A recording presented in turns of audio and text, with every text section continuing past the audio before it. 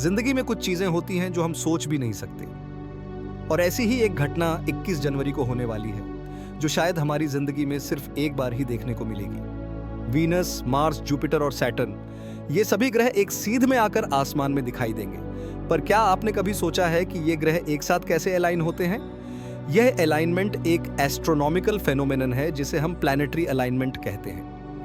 जब ग्रह अपने ऑर्बिट्स में ऐसे मूव करते हैं कि वो एक सीधी रेखा में दिखाई देते हैं, तब यह अलाइनमेंट होता है। और यह घटना हो सकती है। और यह अलाइनमेंट 21 जनवरी 2025 को देखा जा सकेगा। इस बार 4 बड़े ग्रह वीनस, मार्स, जुपिटर और सैटर्न अपनी जगहों पर आकर एक लाइन में खड़े होंगे। वीनस, जो खूबसूरत और शांत दिखाई देता है, मार्स, जो हमें साहसी योद्धा की याद दिलाता है, जुपिटर, जो एक विशाल ग्रह है, और सैटर्न, जो अपने रिंग्स के लिए प्रसिद्ध है। ये सभी एक लाइन में खड़े होंगे, जैसे एक कॉस्मिक परेड।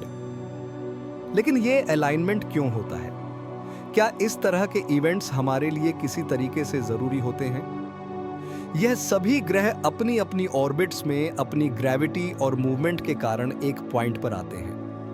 यह कोई जादू नहीं, बल्कि एक साइंटिफिक फेनोमेनन है। लेकिन इसके पीछे एक अजीब सी कहानी है। पुराने जमाने में जब लोग आसमान को देखते थे, तो वो सिर्फ तारों और ग्रहों को नहीं, बल्कि अपनी जिंदगी का हिस्सा मानते थे।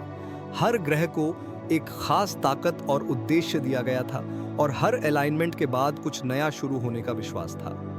यह सोच उनके रोजमर्रा के जीवन, उनके रीति रिवाज और उनके फैसलों में भी दिखती थी। आइए जानते हैं कुछ ऐसी प्राचीन सभ्यताएं जो मानती थीं कि ये खगोलीय घटनाएं उनके जीवन को प्रभावित करती थीं। मिस्र, इजिप्ट में जब वीनस और मार्स जैसे ग्रह अपनी अलाइनमेंट के लिए तैयार होते, तो यह उनके लिए एक दिव्य संकेत माना जाता था। उन्होंने अपने मंदिरों और पिरामिडों को इस तरह से डिजाइन किया था कि वे खगोलीय घटनाओं का अनुसरण कर सकें। वीनस को वे अपने देवता देवी के रूप में मानते थे, और जब वीनस उनके आकाश में उभरता, तो वे समझते कि यह एक नई शुरुआत का संकेत है। मायन सभ्यता भी यह मानती थी कि ग्रहों की अलाइनमेंट का उनके जीवन पर गहरा असर होता था। मायन कैलेंडर, जो हर एक ग्रह की गति को ट्रैक करता था, उसमें इस अलाइनमेंट को एक विशेष स्थिति के रूप में देखा जाता था। इसके अनुसार जब ग्रह एक सीध में आते थे, तो यह समय नए कार्यों या युद्ध के फैसलों का होता था।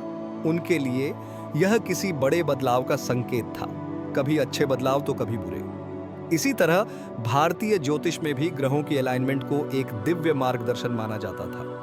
वैदिक ज्योतिष के अनुसार जब ग्रह एक साथ आकर एक रेखा में खड़े होते हैं, तो यह इंसान के जीवन में बड़े बदलाव ला सकता है। इसे एक विशेष समय माना जाता था जब किसी के कर्मों का प्रभाव अधिक होता है। यह समय सफलता और कठिनाइयों के बीच का संतुलन होता था। आज भी दुनिया के कई हिस्सों में कुछ संस्कृतियां और लोग इस अलाइनमेंट को एक आध्यात्मिक घटना मानते हैं। जैसे कि कुछ लोग यह मानते हैं कि 21 जनवरी 2025 को होने वाला यह ग्रहों का मिलन उनके जीवन को एक नई दिशा दिखाने वाला है। कुछ इसे आध्यात्मिक यात्रा की शुरुआत मानते हैं, तो कुछ इसे पुराने दुखों के खत्म होने का संकेत मानते हैं। आज भी दुनिया के कई हिस्सों में कुछ संस्कृतियां और लोग इस अलाइनमेंट को एक आध्यात्मिक घटना मानते हैं।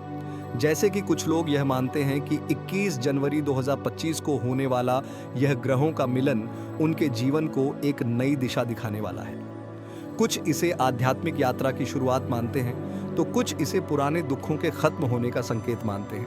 हालांकि यह सारी सोच, चाहे वैज्ञानिक हो या आध्यात्मिक, एक बात तो पक्की है। यह ग्रहों का मिलन हमें यह याद दिलाता है कि हम अपने जीवन को एक ऐसे ब्रह्मांडीय जुड़ाव के रूप में देखें जो हमारे हर कदम को प्रभावित करता है, चाहे हम इसे समझें या नहीं।